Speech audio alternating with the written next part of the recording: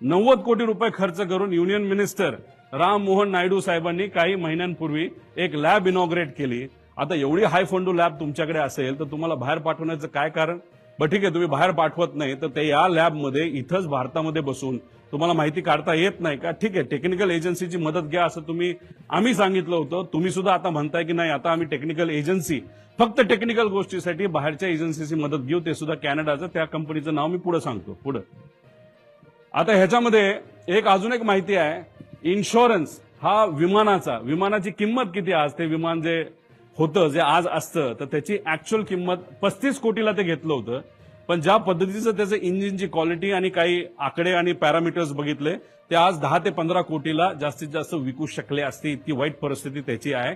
आणि ज्या लोकांनी ते विमान चालवलंय पूर्वी आणि आज ते कंपनी बरोबर नाही, या लोकांनीच आम्हाला सांगितलं की 10 कोटीत दिलं कुणी जर असतं आत्ता तरी न घेणं हे जास्तच योग्य ठरलं असतं. आता 10-12 कोटीच्या किमतीचं जे विमान होतं त्याची आजची इन्शुरन्सची व्हॅल्यू किती होती? तर 55 कोटी रुपये होती. त्यानंतर लायबिलिटी इन्शुरन्स किती होता? 210 कोटी.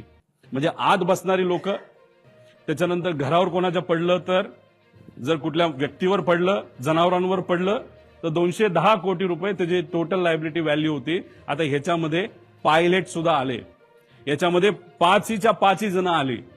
मग तो जो मेन पायलट होता त्याला किती रुपये मिळणार या 210 पैकी? हा सगळ्यात मोठा प्रश्न आहे. आणि ही गोष्ट त्या पायलटला माहित होती का? खरंच इन्शुरन्स मिळणार होता का? या बाबतीत स्पष्टीकरण होणं महत्वाचं आहे.